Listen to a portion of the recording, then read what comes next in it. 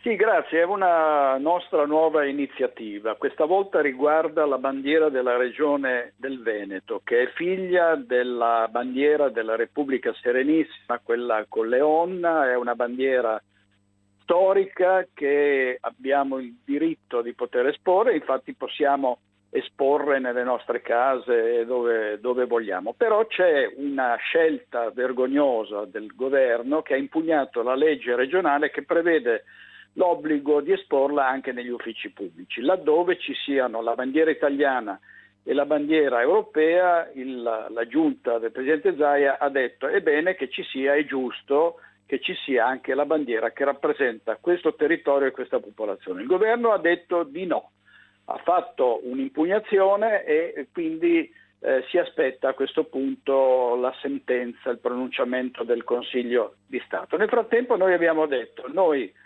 vogliamo che possa essere comunque esposta, che debba essere esposta, per cui l'iniziativa è quella di andare tra una settimana, 7 giorni, andiamo a verificare alle prefetture, alle questure, nei comuni, davanti agli uffici pubblici dove ci sono la bandiera italiana e la bandiera dell'Unione Europea, se c'è anche quella della Regione del Veneto. È una bandiera che ha più di 1000 anni di storia, sventolava sulle galee veneziane nella battaglia di Lepanto, tanto per dirne una, e il governo la impugna sostenendo che è anticostituzionale e si richiama agli articoli 3 e 5 della Costituzione, laddove si parla di ragionevolezza ed uguaglianza. Contrasterebbe questa bandiera con la ragionevolezza di chi? Di che cosa? Di che cosa stiamo parlando? E l'uguaglianza, è chiaro che non c'è l'uguaglianza rispetto ad altre bandiere, per quello che va esposta, perché è una bandiera diversa da tutte le altre, un'usta di gloria e che quindi rappresenta